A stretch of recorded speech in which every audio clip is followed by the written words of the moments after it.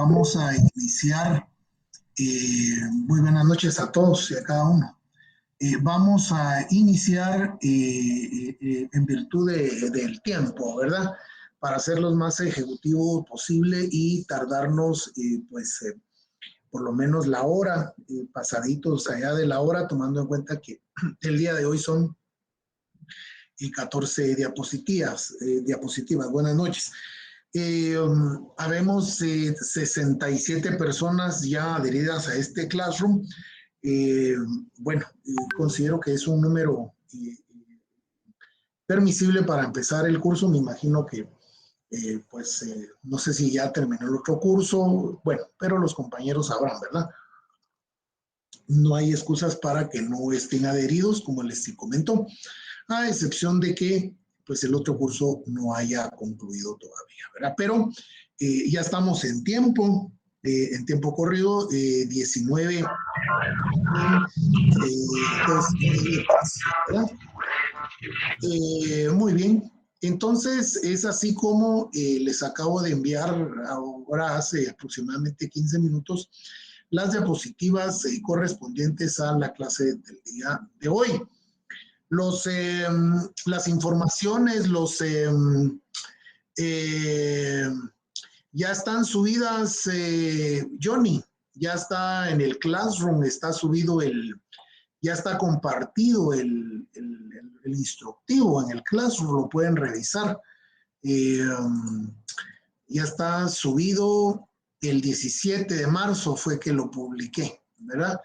Ya está subido y entonces ya ustedes deben de estar haciendo lo suyo, lo propio, para empezar a realizar ¿cómo se llama? El trabajo, ¿verdad?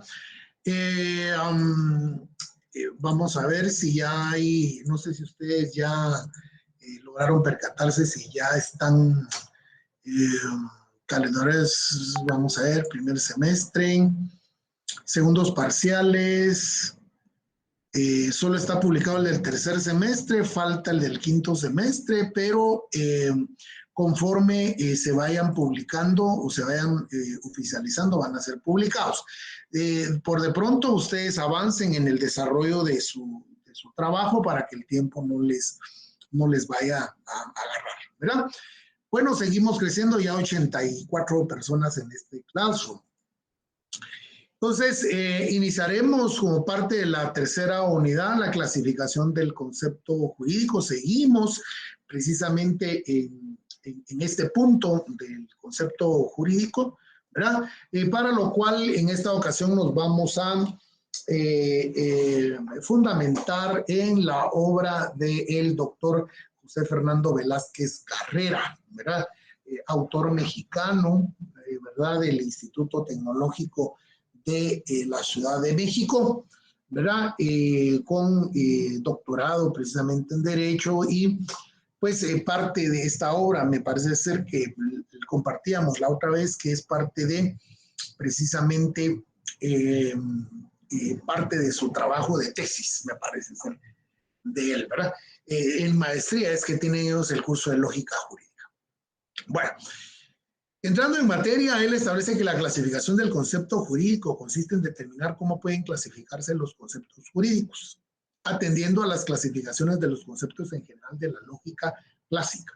Siempre vamos a partir de la lógica clásica, de la lógica formal, de la lógica dialéctica. Recuérdense que ya vimos en la primera, durante los contenidos del primer examen parcial, vimos precisamente lo relativo a la clasificación de las lógicas, ¿verdad? Atendiendo alguna de la clasificación de los conceptos en general de la lógica clásica y según la interpretación, puede enunciarse de manera siguiente o preguntarse cómo se clasifican los conceptos jurídicos, atendiendo alguna de las clasificaciones en general.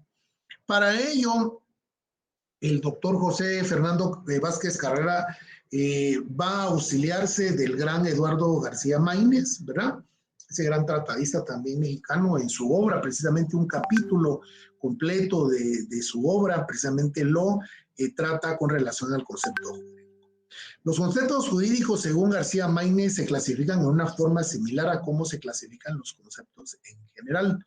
según la clasificación de Husserl y van der, ¿verdad? Dos grandes filósofos que tienen que ver con el estudio de la fenomenología, ¿verdad? Y pues obviamente filósofos son alemanes, ¿verdad? Y ellos contribuyeron mucho al desarrollo de la lógica clásica y de la lógica en general. Entonces él fundamenta precisamente su obra, el capítulo de el concepto en base a los postulados de estos filósofos. De acuerdo con esta clasificación, los conceptos jurídicos se clasifican en los siguientes criterios. El número 1, desde el punto de vista de los objetos a que se refiere, desde el punto de vista de su extensión, desde el punto de vista de su contenido y desde el punto de vista de sus relaciones recíprocas. Aquí hay un recuadro que nos va a servir precisamente a esquematizar de mejor forma o de mejor manera precisamente el estudio de los conceptos.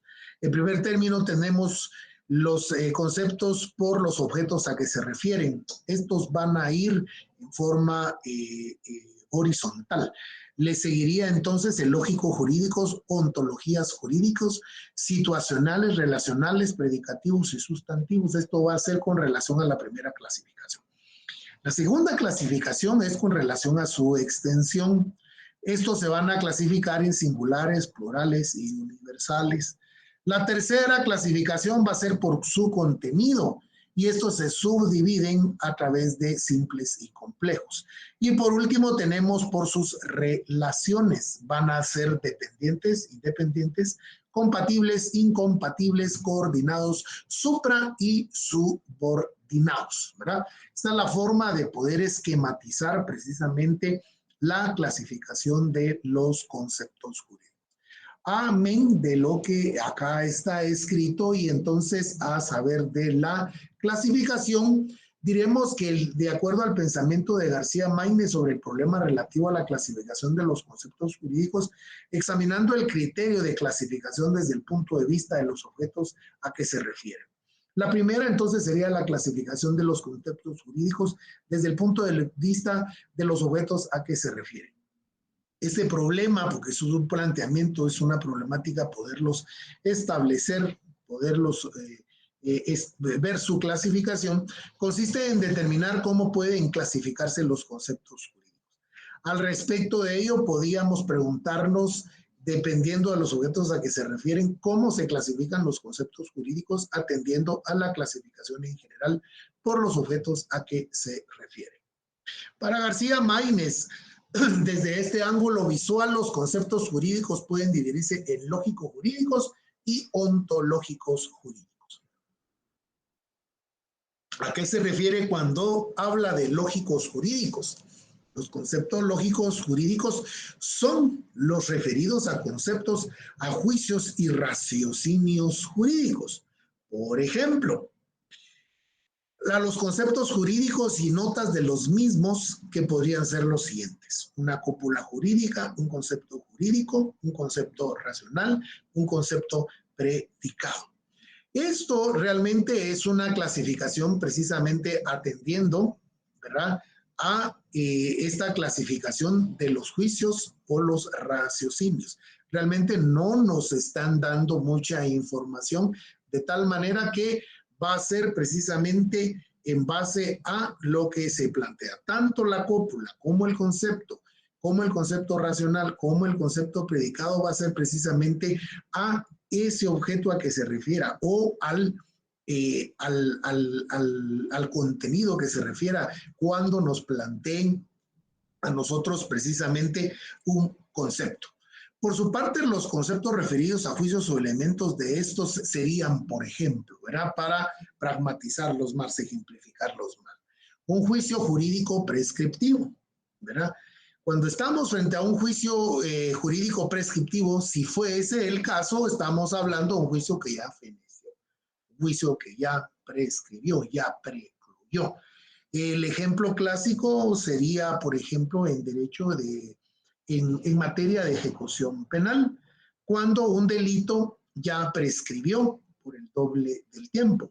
En ese orden de ideas, por ejemplo, si mencionamos el uso de documentos falsificados, que según el Código Penal tiene una pena, ¿verdad? Una prisión de 2 años. Al transcurrir 4 años, pues ya podemos nosotros solicitar la extinción de la pena por prescripción, por mencionar un ejemplo, ¿verdad, compañeros?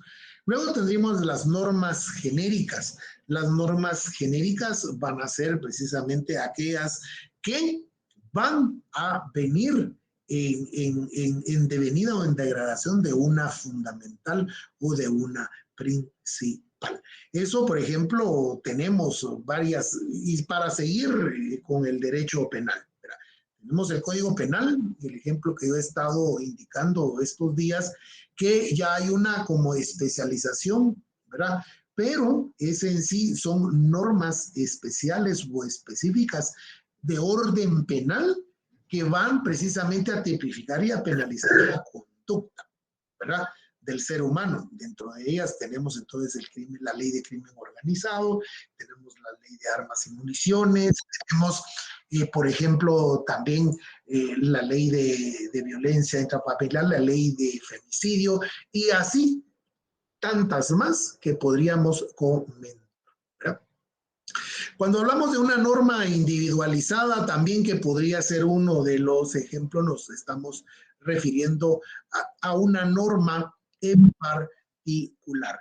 Un juicio ejecutoriado, a ver, Francisca, ¿a qué se refiere cuando usted habla de un juicio ejecutoriado? Tal vez si nos puede dar más información. Buenas tardes, licenciado.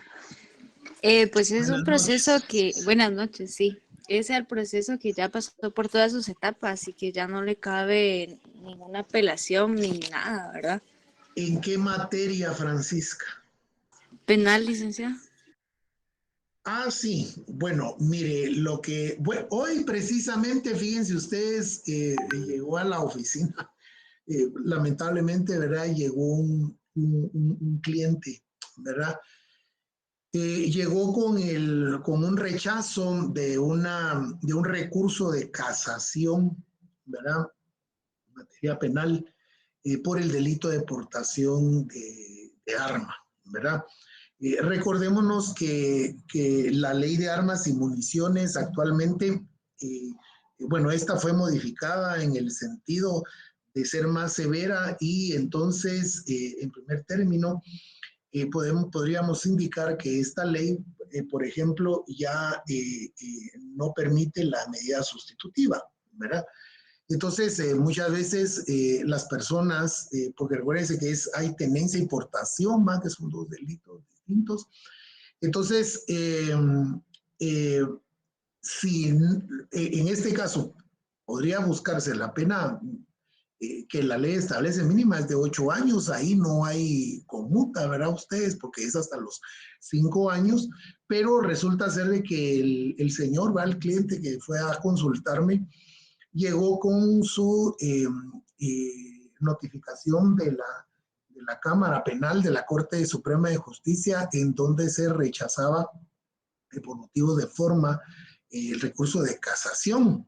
Eso quiere decir de que ya inclusive hubo apelación especial, porque en primera instancia, pues obviamente fue condenado, ya pasa a segunda instancia, es la apelación especial que se denomina en el Código Procesal Penal, luego sube al recurso de casación y de último podría caber la acción constitucional de amparo.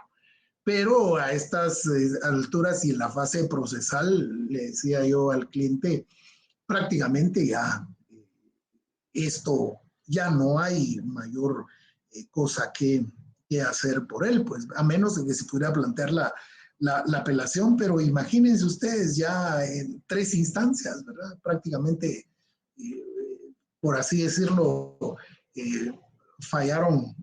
Igual, bueno, en el caso de la apelación lo que va a hacer es revisar la sentencia, ¿verdad? Pero ya imagínense, como decía mi maestro cuando yo era estudiante, ¿verdad?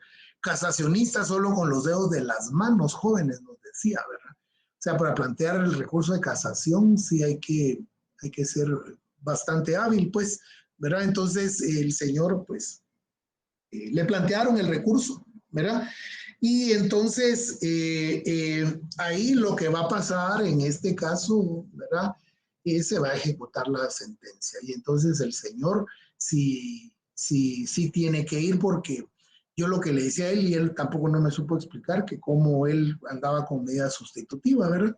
Y entonces se dice que le indicaron, donde lo notificaron porque fue ahí en el municipio de Palencia, en el juzgado de paz, ¿verdad? Le notificaron que ya tenía la orden de aprehensión y le digo yo, milagro le dije yo que no lo aprendieron ahí en el juzgado, ¿verdad? Porque ahí prácticamente, como dice la compañera Francisca, ¿verdad? Entonces se tiene que ejecutar esa sentencia y como consecuencia, pues él tiene que ir a guardar prisión por los 12 años dice que fue condenado, ¿verdad? Habría que ir a buscar, no sé, ¿verdad? Habría que ver la ley de redención de penas y demás, pero lo que sí es cierto es que él tiene que ir a prisión, ¿verdad? Ya estamos hablando de la ejecución de la sentencia, ¿verdad, Francisca? ¿Verdad? Eh, sí podría, en este caso, ¿verdad? Que usted está preguntando, ¿verdad? La situación cuando la subirá, bueno, un concepto podría ser un juicio, ejecución de la sentencia, ¿verdad? Sería el nombre correcto ahí, Francisca, ¿verdad? Pero así es, compañeros, como tenemos que ir, nosotros tenemos que preguntar, pues, ¿verdad? Así como lo hace Francisca, que es muy activa ella, él lo pregunta, ¿verdad? También estaríamos frente al concepto del supuesto jurídico, ¿verdad? Recuérdense que un supuesto jurídico es más o menos lo similar a una hipótesis, ¿verdad? Es un supuesto, ¿verdad? Por eso se establece. Ustedes cuando estén realizando sus trabajos de investigación y de sus tesis van a precisamente a trabajar sobre supuestos, ¿verdad? Luego tendríamos la disposición normativa, ¿verdad? Que al final, fíjense que norma genérica, norma individualizada y una disposición normativa, podríamos ir indicando más o menos que podrían significar o definirse lo mismo, pero son cosas conceptualmente distintas y diferentes, ¿verdad? El caso de la disposición normativa podría ser una disposición de una norma reglamentaria, una disposición de una norma de ley ordinaria, etcétera, ¿verdad? Por último, los conceptos referidos a raciocinios jurídicos son, por ejemplo, el argumento a contrario. Me disculpo ahí por el mal teclazo, ¿verdad? Un argumento a contrario, ¿verdad? Recuérdense que en todos los procesos, inclusive los penales, lo que nosotros tenemos precisamente es que argumentar contrario a la tesis planteada por la contraparte. En este caso, si somos Ministerio Público, tenemos que demostrar la culpabilidad en base a los hechos. Y si somos abogados defensores, también en base a los hechos y tanto el Ministerio Público como defensa, ¿verdad? Tenemos que demostrarlo a través de hechos y con las evidencias y las pruebas que posteriormente van a ser diligenciadas dentro del proceso, ¿verdad? Y esa es una norma general para todos los procesos. En el caso de los civiles, igual, ¿verdad? O sea, siempre tenemos que tener esa contraargumentación, ¿no? Luego sería el argumento de analogía. Recordémonos que nosotros taxativamente en el derecho penal está prohibido la analogía, o sea, crear figuras análogas, ¿verdad? Crear figuras delictivas, ¿verdad? Eso no se podría, pero no quiere decir de que en las demás materias no lo podamos nosotros hacer, ¿verdad? Luego la inferencia jurídica, que es más o menos como decir un análisis o inferir, ¿verdad? Resumir, ¿verdad? En este caso, el raciocinio, ¿verdad? Nosotros cuando decimos es que infiero que tal cosa, ¿verdad? Es porque presumo tal cosa, ¿verdad? Estoy infiriendo tal otra, ¿verdad? Pero en este caso es un raciocinio jurídico. Y de último tenemos el silogismo jurídico, ¿verdad? A ver, Estuardo nos pregunta, los supuestos jurídicos pueden ser complejos, que son dos o más supuestos, el homicidio, calificado, estoy en lo correcto, licenciado, buenas noches, ¿verdad? Sí podría ser, ¿verdad? Lo que sucede es que recuérdense que en penal sí debe de haber una calificación, una tipificación, ¿verdad? Porque lo que sucede es que en penal, ¿verdad? Digamos que la norma general va a ser el homicidio calificado, ¿verdad? Pero precisamente en esa calificación va a entrar, ¿verdad? Entonces, Reina dice que no escucha, revise su equipo, por favor, ¿verdad? No sé si los demás sí me escuchan, compañeros. ¿Sí? ¿Sí? Felix se escucha perfectamente. Muchas gracias. Muchas gracias, ¿verdad? Entonces, el supuesto jurídico, entonces, dice Friedrich Schiller, existen diferencias de supuestos jurídicos simples cuando depende de una sola hipótesis normativa, la mayoría de edad o la muerte de las personas. Complejos cuando constan de varias hipótesis del homicidio calificado. Lo que sucede es que cuando llegamos ya a un supuesto es porque todavía hay una fase de investigación, ¿verdad? Pero recuérdense que para todo esto, cuando el Ministerio Público ya cuenta con no solo las evidencias, sino las circunstancias de modo, tiempo y lugar del hecho, y si hay evidencias suficientes para poder sindicar a la persona, ¿verdad? Es porque prácticamente, y es lo que le tiene que demostrar al juez para que entonces el juez ordene la orden de aprehensión, ¿verdad? Valga la redundancia, ¿verdad? Pero en este caso sería un supuesto jurídico en lo penal, sería en una parte procesal, ¿verdad? Pero sí tiene razón Espargo, ¿verdad? Está usted en lo correcto. Solo sería el tiempo procesal en el cual se estaría determinando ese supuesto, ¿verdad? Porque es una hipótesis, ¿verdad? Bueno, muy bien. Entonces, según García Main, estos conceptos se caracterizan porque los objetos a los cuales se refiere son todos objetos lógicos. Lo que es lo mismo, están inscritos en el plano eminentemente lógico jurídico, referido a fenómeno del pensamiento. Muy bien. Continuamos entonces y ahora nos toca los conceptos ontológicos jurídicos. Según García Maínez, los conceptos ontológicos jurídicos son referidos a hechos jurídicos, a consecuencias de derecho, a la conducta objeta de esos derechos y a los sujetos de la relación jurídica. A los que se refieren a hechos jurídicos, García Maínez los llama situacionales. Por ejemplo, un hecho jurídico, acto jurídico, contrato jurídico de compraventa, depósito, homicidio, nacimiento, estupro, muerte de la ausente mayoría de edad, renuncia, etcétera, ¿verdad? Esto, como lo indica precisamente, ¿verdad? Son referidos a hechos jurídicos o a consecuencias de los derechos, ¿verdad? Si estamos hablando, por ejemplo, si fuese el caso de un hecho jurídico, inmediatamente lo que nos viene a la mente es un hecho de tránsito. Si estamos hablando de un acto jurídico, ¿verdad? Podría ser, por ejemplo, un matrimonio notarial. Si estamos frente a un contrato jurídico de compra-venta, pues ahí no hay mayor que ejemplificar, ¿verdad? Es una compra-venta, puede ser de un bien mueble o un bien inmueble, ¿verdad? Si estamos hablando nosotros de depósito, ¿verdad? Depende bajo qué materia de derecho estamos hablando, podríamos ser el derecho mercantil, por ejemplo, ¿verdad? Si estamos hablando del homicidio, pues estamos en el área penal. Estamos hablando de nacimiento, es derecho civil de las personas, ¿verdad? El hecho jurídico de un nacimiento, ¿verdad? El estupro es un delito calificado, ¿verdad? Penalmente. Muerte del ausente es una figura civil con ocasión precisamente de que hay una persona que está ausente y entonces en este caso a veces se tiene que demostrar, ¿verdad? La muerte del ausente.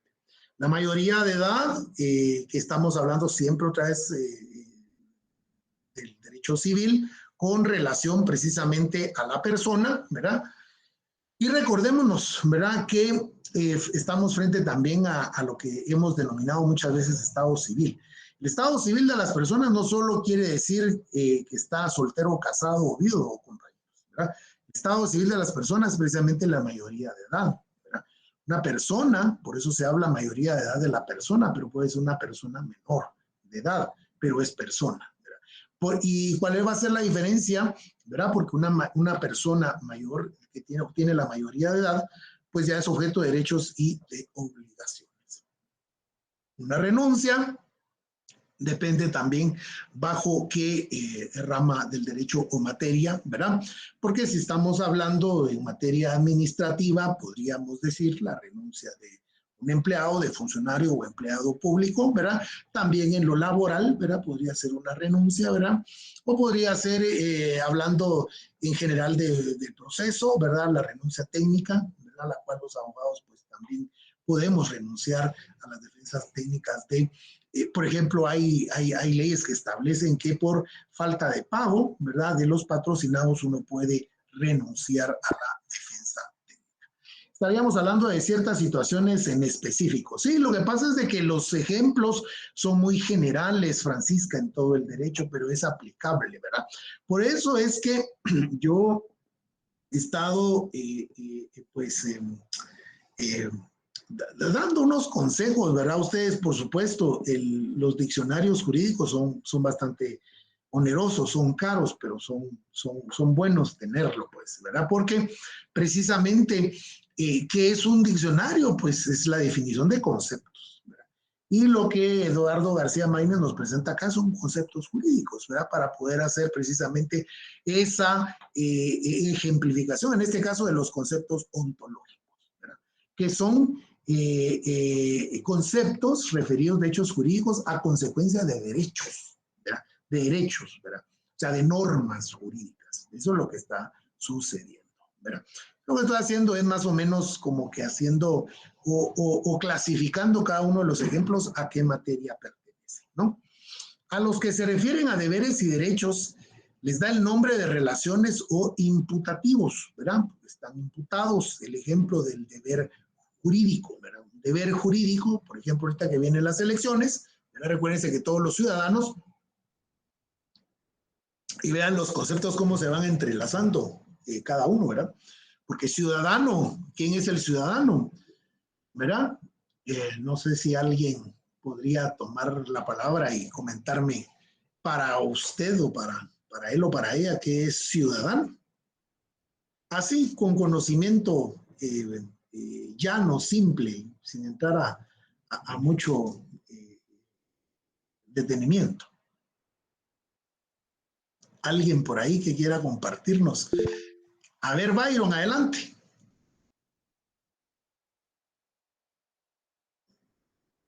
Buenas noches, licenciado. Yo lo miraría al concepto ciudadano como la persona, como el ser humano perteneciente a un estado o a un territorio que conlleva y vive de la misma ley del mismo estado. Yo lo miraría desde ese punto de vista. Gracias. A ver, nos dice Francisca, digamos, persona que reside en determinado país. ¿Alguien más? A ver, Jorge Luis, adelante, por favor. Estuardo también está por ahí. Buenas noches. Buenas noches. Pues yo pensaría que es alguien que tiene derechos civiles y políticos en un estado o en una región, porque tiene que tener ciertos derechos o cierta fe pública, no sé, sería, ay Dios, Excelente. ay Dios, se me olvidó el concepto, pero es Ahí está, ahí jurídico. está. Ahí está, Jorge Luis. Muchas gracias. Estuardo, adelante. Buenas noches, Lick. Yo considero que un ciudadano es la persona que ejerce su sufragio, en este caso como las votaciones, ¿verdad? Muy bien, excelente. ¿Alguien más? Por ahí. Ok, creo que escribieron también con derechos de obligación. A ver, adelante, por favor.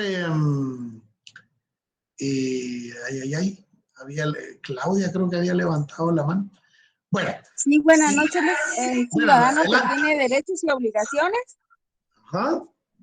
Yo miro que el ciudadano es como que tiene derechos y obligaciones jurídicos. Muchas gracias, excelente. Vean cómo vamos armando nuestros conceptos, ¿verdad? Nace precisamente el hecho del deber jurídico. Es un deber para mí y es un derecho, ¿verdad? El sentido de todo ciudadano. Vea, el ciudadano va a ser aquella persona, ¿verdad? Mayor de edad, ¿verdad? Precisamente con capacidad para ejercer sus derechos ciudadanos y políticos, ¿verdad? La ciudadanía precisamente se la otorga a través del empadronamiento, ¿verdad? Para poder ser ciudadano hay que empadronarse, ¿verdad? La constancia de ciudadanía la otorga el Tribunal Supremo Electoral. Cuando a ustedes en un trabajo le pidan su constancia de ciudadanía, es el Tribunal Supremo Electoral quien la otorga, precisamente. Es decir, se obtiene mayoría de edad a través del QI, el DPI, pero no solo llegó ahí, hay que empadronarse. Y hablando de empadronamiento, creo que quedan ya solo 8 días para empadronarse. Si usted nunca se ha empadronado, porque usted al empadronarse va a entrar precisamente a ese registro de ciudadanos, ¿verdad? Y el registro de ciudadanos, como consecuencia de la ley electoral y partidos políticos y del reglamento, lo tiene a su cargo el Tribunal Supremo Electoral. Y solo los ciudadanos aptos y capaces tienen derecho de ejercer el sufragio. Sufragio es un concepto totalmente distinto que el de votar, el derecho al voto, ¿verdad? Y así sucesivamente, ¿verdad, compañeros? Pero nace y sale precisamente con el deber jurídico. Luego tendríamos el derecho subjetivo, ¿verdad? En el caso del derecho subjetivo, ¿verdad? Un derecho subjetivo son las facultades y potestades jurídicas inherentes de las personas por razón de la naturaleza, ¿verdad? ¿Qué podría ser precisamente la ciudadanía, ¿verdad? Una relación jurídica, pues, va a depender, ¿verdad? Que en este caso, por ejemplo, si estamos ante el derecho laboral, ¿verdad? Y la relación jurídica van a ser precisamente la suscripción de un contrato, sea escrito o verbal, ¿verdad? Que va a ser precisamente esa relación jurídica que va a existir entre patrono y trabajador, ¿verdad? O empleador, por mencionar un ejemplo, ¿verdad, compañeros? A los que aluden a la conducta objeto de los deberes o derechos se les llama predicativos. El ejemplo, hacer, omitir, vender, comprar, pagar el precio, entregar la cosa al comprador, dividir de forma equitativa, ¿verdad? Entonces, eso vendría a ser precisamente los conceptos, ¿verdad? Denominados predicativos. Y por último, los que mientan a las personas se le designa con el nombre de subjetivos. El ejemplo A, sujeto de derecho, obligado, el pretensor o el que tiene la pretensión de algo, ¿verdad? El sujeto activo, ¿verdad? Que por ejemplo, en juicios civiles, ¿verdad? El sujeto activo es el que plantea la demanda, ¿verdad? El sujeto pasivo va a ser el demandado. El albacea, ¿verdad? Que es una figura con relación precisamente a los herencias, ¿verdad? Que va a ser la persona que va a designar el causante de la herencia cuando él decide que ya no esté en este mundo terrenal, pues el albacea va a ser el encargado de velar precisamente porque se cumpla fielmente lo establecido en su testamento. El depositario, ¿verdad? Que una figura también mercantil, la podríamos hablar. Esto va a depender en diferentes. Son ejemplos, ¿verdad, compañeros? Son ejemplos muy generales con relación precisamente a los conceptos, ¿verdad? El sindicato, ¿verdad? O sea, son palabras en particular muy generales, ¿verdad? Una sociedad anónima también, ¿verdad? vendrían a ser precisamente los conceptos subjetivos, ¿verdad? Muy bien.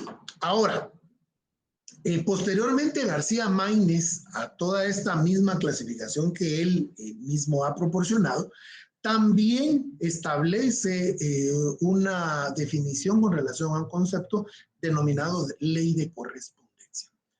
Entonces dice, sobre los conceptos lógicos y ontológicos jurídicos que acabamos de ver, le permiten formular el siguiente enunciado general, al que da el nombre de ley de correspondencia.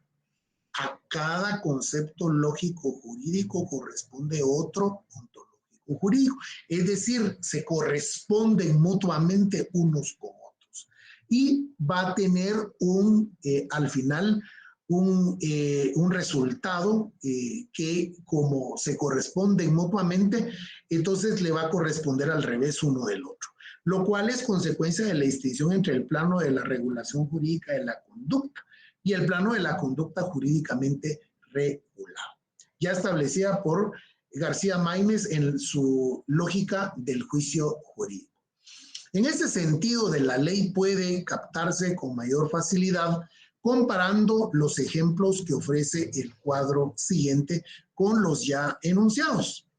En una columna tendríamos los conceptos lógicos jurídicos y en el otro los conceptos ontológicos jurídicos.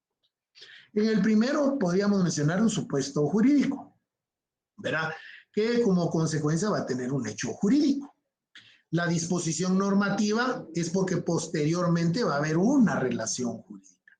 El sujeto de norma atributiva es porque entonces va a estar facultado o tiene atribuciones para.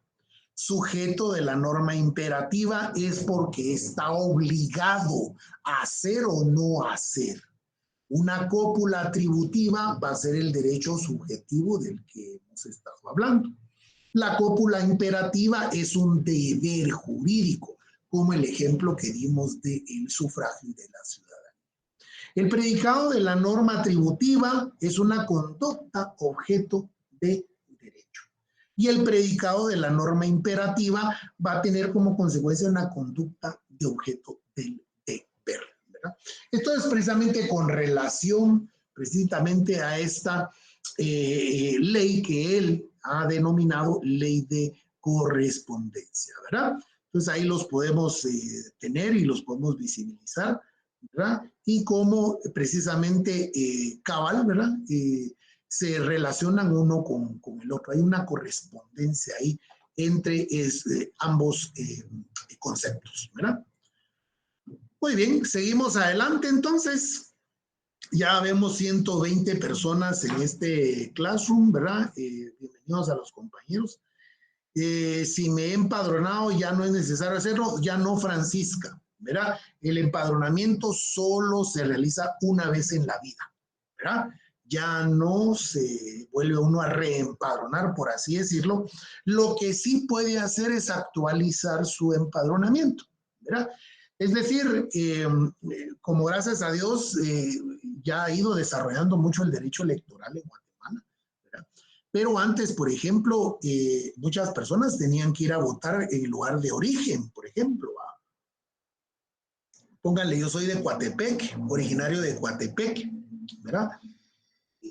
Sí, lo que estaba comentando Karen, ¿verdad? Pero ahora yo ya tengo, ¿qué? 28, 30 años de vivir aquí en el departamento de Guatemala, mi domicilio, ¿verdad? Pero mi residencia está ubicada y también mi vecindad. Mire cuántos conceptos que son distintos, ¿no?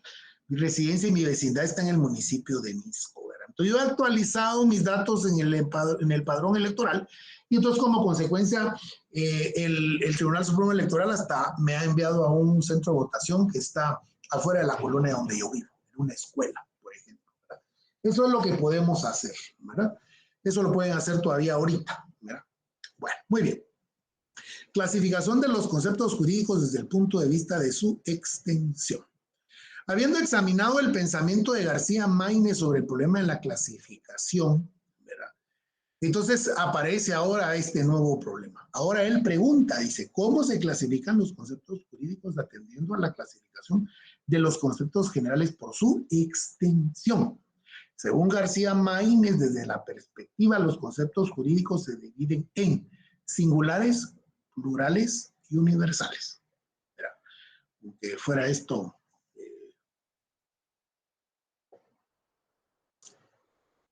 como fueran leyes también, ¿verdad ustedes? Bueno, los conceptos jurídicos singulares. De acuerdo a García Maínez, los conceptos jurídicos singulares, dice, son los referidos a un objeto único. Esto es ni general ni específico. Ejemplo, delito de homicidio cometido el 17 de junio de 1999 por José de León Toral, ¿verdad? Va a ser singular porque es única persona, fecha única, ¿verdad? Delito, tal vez si no es singular, pero sí es atribuido a esta persona. O sea, esto va a ser como consecuencia singular prácticamente.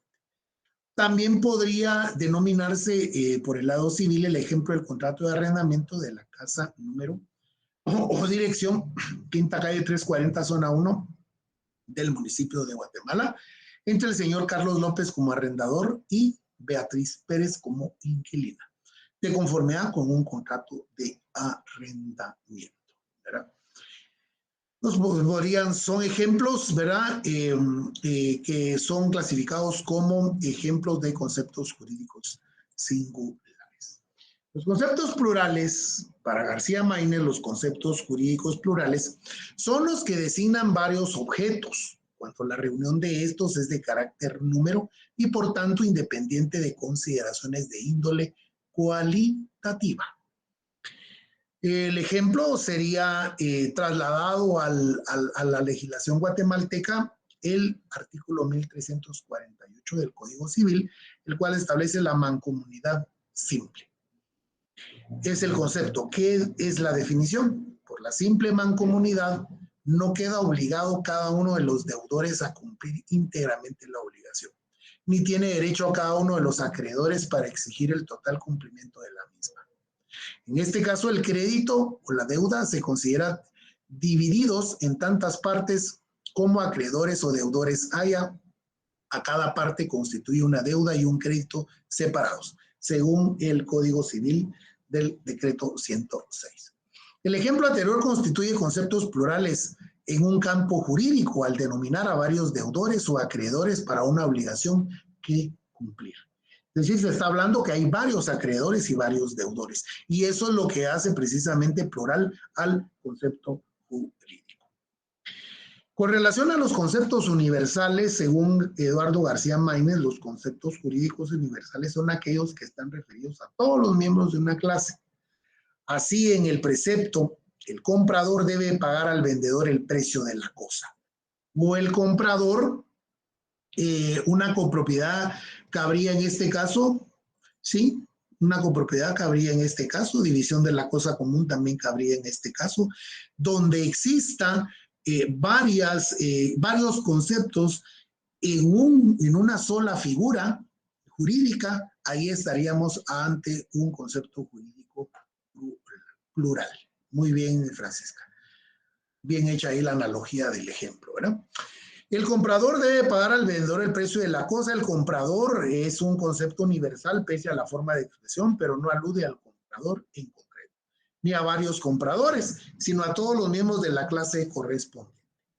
Ya en su lógica del juicio jurídico, al hablar del ámbito personal de validez de los preceptos genéricos, García Maínez señala que se aplican a todos los comprendidos dentro de la clase designada por el concepto sujeto a disposición de normativa.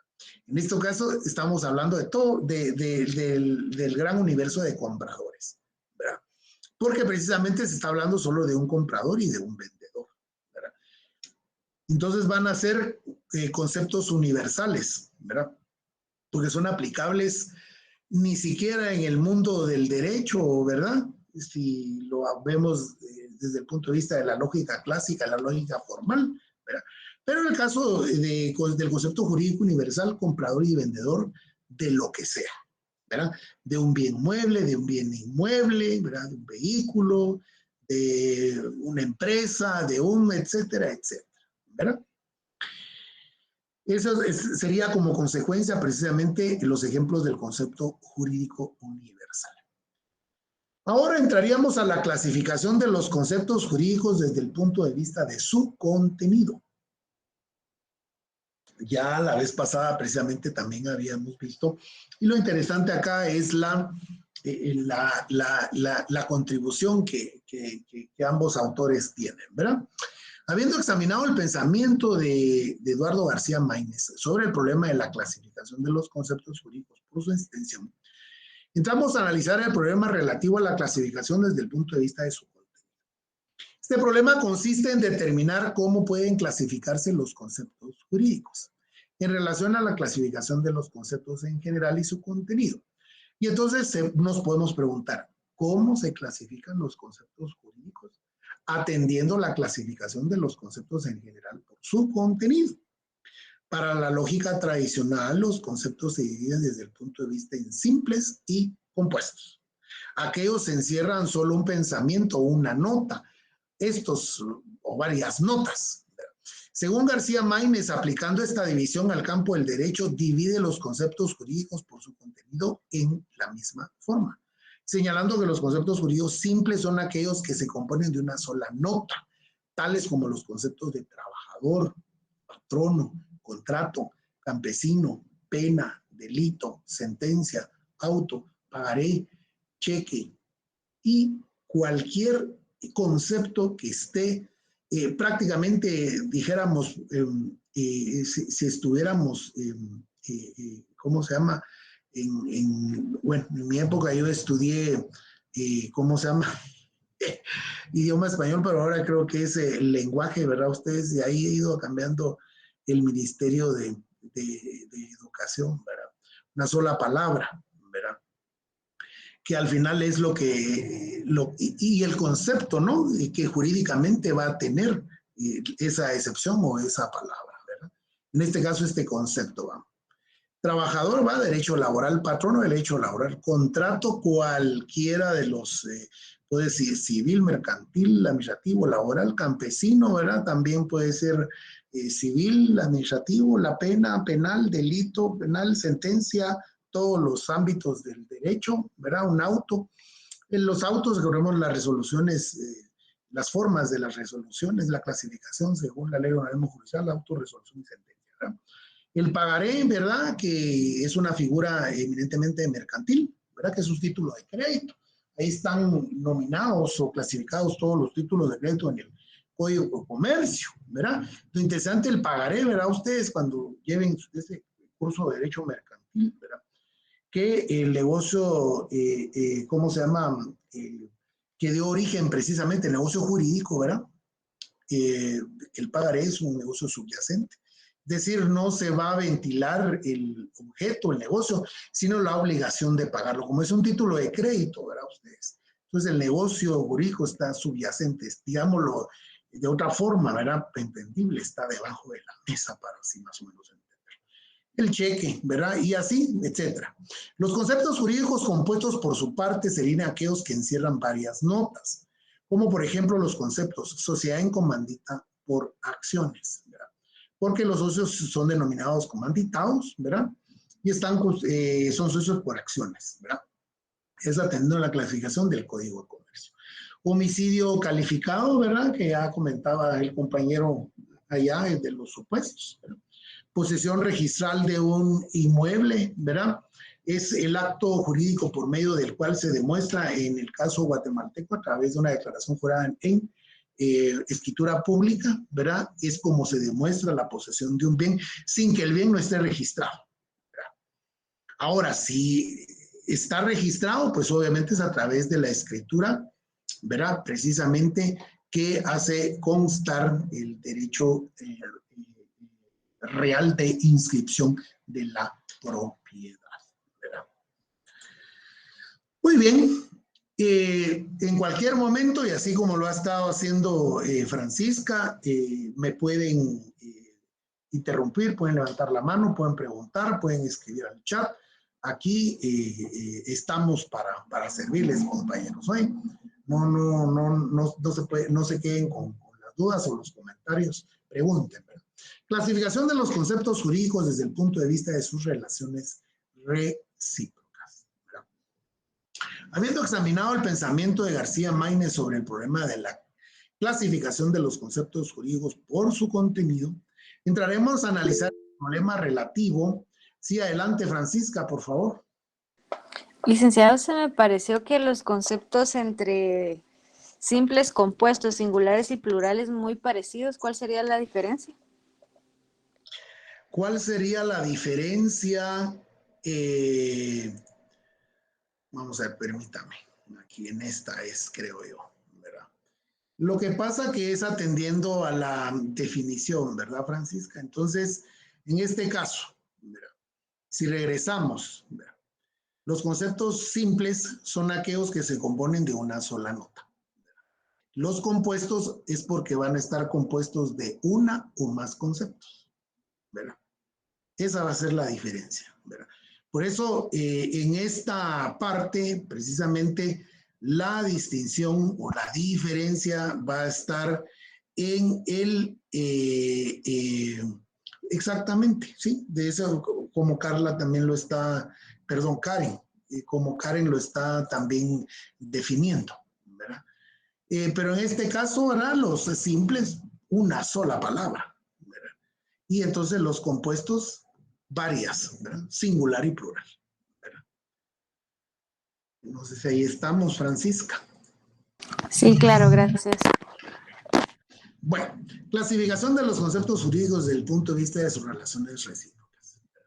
Y entonces vuelve a preguntarse Eduardo García Maínez, ¿cómo se clasifican los conceptos jurídicos atendiendo a la clasificación de los conceptos en general por sus relaciones recíprocas? Cuando hablamos de reciprocidad es porque hay respuesta de ambos. Según García Maínez, los principales tipos de relaciones entre conceptos jurídicos desde el punto de vista lógico son los siguientes. Porque acá se complica un poquito, ¿verdad? Cuando hay una subclasificación como la que nos está planteando Eduardo García Maínez, ¿verdad? Dependencia o independencia, compatibilidad o incompatibilidad, coordinación y supra o subordinación. Veamos. Los independientes, según García Maínez, son los conceptos jurídicos, significaciones elementales, y las significaciones pueden ser dependientes o independientes. Los conceptos dependientes son los que se basan su validez en otros conceptos, con los cuales tiene que ir en la relación directa. Por ejemplo, deudor es un concepto que no puede desligarse del acreedor, por eso va a ser dependiente. Y los independientes son aquellos que tienen validez por sí mismos. Por ejemplo, el delito, un concepto que tiene validez sin necesidad de otro concepto. Código también sería otro concepto jurídico que tiene validez independiente, que van a subsistir por ellos mismos. Y entonces el dependiente obviamente sí necesita del auxilio del otro concepto para poder subsistir. Creo yo que este sí está bastante fácil, ¿verdad? Lo que sí es de que hay que hacer bien ahí la anotación y hay que esquematizar, ¿verdad, compañeros? Porque estos son ejemplos. Los conceptos jurídicos compatibles y los conceptos incompatibles. Para Edmund Husserl,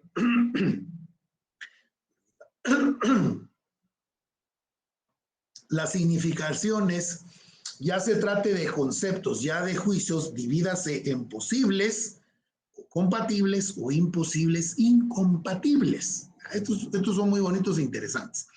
Los conceptos compatibles son aquellos a los cuales les corresponde una esencia adecuada. Esto es, una esencia cuya materia es idéntica a la suya, o lo que es lo mismo, que tienen un sentido imperativo o también que haya una intuición perfecta en especie, cuya materia es idéntica a la suya. Los incompatibles son aquellos en los cuales no se da esa identidad en la esencia de los conceptos. Según García Maínez, los conceptos jurídicos también se pueden dividir de esa manera. Los compatibles son aquellos a los cuales les corresponde una esencia cuya materia es idéntica a la suya y posea ambos un contenido adecuado, como sucede en los conceptos de derecho subjetivo o ejercicio potestativo, ya que es inherente al derecho subjetivo la posibilidad de actuar o no de un modo determinado. Con ello resulta claro también que en los conceptos tales como deber jurídico de cumplimiento potestativo es un concepto complejo de carácter imposible o incompatible, ya que ningún deber jurídico puede considerarse como librado en su cumplimiento a la potestad del sujeto. Por lo tanto, ese término encierra la contradicción al final, ¿verdad? Es contradictorio. Un contrasentido y un concepto claramente incompatible. Lo mismo puede decirse de los conceptos comunes tales como cuadrado redondo, que no son evidentemente incompatibles de otros conceptos, tales como dictadura democrática. O se es una dictadura, como en el caso, por ejemplo, de Nicaragua, de Venezuela, ¿verdad? Que son abiertamente dictaduras, aunque sus gobiernos digan que son democráticos, pero no son dictaduras, desde el momento en que mire, la democracia, uno de los principios fundamentales va a ser la alternancia del poder, ¿verdad? Pero cuando ya vemos a sus presidentes que van más de 2, 3 periodos, ¿verdad? Y pueden ser democracias disfrazadas, ¿verdad? Pero no puede haber un estado dictador democrático, no existe, ¿verdad? O delito conforme a derecho, no existe, que son conceptos absurdos, ¿verdad? No puede existir un delito que esté conforme a derecho, ¿verdad? Eso podría ejemplificar un poco precisamente con compatibles o incompatibles, ¿verdad? Luego tenemos las relaciones de coordinación entre conceptos jurídicos. Según García Maínez, algunos lógicos distinguen 3 clases o especies de relaciones de coordinación entre conceptos: el cruce, la equivalencia y la correlatividad. El primero de ellos, habrá cruce cuando no obstante expresarse tiene elementos coincidentes. Por ejemplo, ordenamiento legal, ¿verdad? Y ahí estamos frente precisamente a 2 cruces, ¿verdad? Y entonces, no solo ordenamiento, ya quiere decir, la podríamos definir que es algo, una asociación ordenada, pero cuando le funcionamos la palabra legal, termina de amarrar el concepto y está cruzado. Un sistema jurídico, ¿verdad? El sistema jurídico guatemalteco en materia de derecho administrativo, por ejemplo, ¿verdad? Y así podemos ir sumando cruces, ¿verdad?, de conceptos. En el caso de las equivalencias es cuando 2 conceptos diferentes se refieren a un mismo objeto. Obligación y deber, ¿verdad? Derecho o prestación. Conducta antijurídica igual a delito, ¿verdad? Esos son equivalentes porque quiere decir que es prácticamente lo mismo. Dentro de la correlatividad, los conceptos no pueden existir uno sin el otro, ni este sin aquel. Se dice que hay correlatividad en los conceptos pasivo y sujeto activo, ¿verdad? Hay una correlatividad porque imagínense un juicio donde se demande y no se notifique, por ejemplo, al demandado, ¿verdad? No se va a iniciar el proceso, nunca, ¿verdad? Y mire que a veces suele suceder, ¿verdad? Pero bueno, eso ya es deficiencia del proceso, ¿verdad? Derecho subjetivo o derecho objetivo, ¿verdad? De manera que hay una relación funcional que se funda en que un objeto presupone al otro. No habrá sujeto pasivo ni sujeto activo, como no habrá deudor sin acreedor.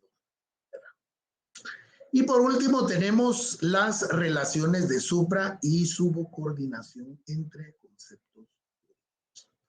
Para Eduardo García Maínez indica que la lógica clásica suele considerarse exclusivamente como relación de supra y subcoordinación entre conceptos, los que existe entre nociones referidas a clases y a miembros de estas clases, o clases y subclases. Si nos preguntáramos, por ejemplo, qué relación media entre los conceptos contrato y el contrato de aparcería, ¿verdad? Denominado en la doctrina el contrato de aparcería, precisamente ese contrato donde yo, arrendador, le doy al arrendatario mi finca, pero dentro de la misma, pues, él puede hacer uso y goce y disfrute de los árboles frutales, por ejemplo, que pueda tener la finca, ¿verdad? Encontramos que la clase de objetos designados por el segundo está incluida en el que el primero designa. En otras palabras, la de los contratos de aparcería es en realidad una subclase de la de los contratos. Va a ser la parcería una subclase de la clase de contratos, lo que equivale a sostener que todos los miembros de aquella son a la vez miembros de esta, ¿verdad? Bueno, compañeros, ahí estaríamos finalizando con el punto para el día de hoy relativo a la clasificación del concepto jurídico y las ejemplificaciones fundamentados en Eduardo García Maínez en la obra de José Fernando Vázquez Carrera. Estaríamos en el momento, en la fase procesal de preguntas, ¿verdad? Y respuestas, si es que las hubieran, ¿verdad? Si no, bueno, de todos modos, pues ahí tienen las diapositivas y las preguntas de siempre y la participación, las cuales agradezco que siempre sean ustedes muy participativos. Realmente son una sección de las secciones más participativas que me ha tocado en mi experiencia docente, ¿verdad? Lo cual pues agradezco y felicito. Y entonces, al no haber preguntas, no hay respuestas, y entonces nos estaríamos viendo y saludando para la próxima clase, que va a ser el día viernes. Hay que estar pendientes también, ¿verdad? Con relación a la fecha del segundo examen parcial cuando esté publicado. Asimismo, también con relación a el calendario de la suspensión por la semana, por el descanso de Semana Santa, ¿verdad? Del receso de Semana Santa, ¿verdad? Porque como tenemos la segunda clase el día viernes, entonces parece ser que cuando ya sea viernes de Dolores, según el calendario, no sé si vamos a tener suspensión de clases para ese entonces, ¿verdad? Pero de ser así, sería el viernes 31 de marzo, ¿verdad? Pero hay que estar atentos, ¿verdad? Hay que estar atentos a la página de la facultad. Yo les agradezco muchísimo que se hayan adherido a esta transmisión, a las 98 personas que permanecieron en este Classroom, ¿verdad? Y entonces nos estaríamos viendo y saludando para el día viernes en este mismo lugar, por este mismo Classroom. Yo les agradezco muchísimo. Entonces, feliz descanso, buen provecho y exitosa semana laboral y académica. Que descansen entonces. Gracias, Rick. Buenas noches. Feliz noche, Rick.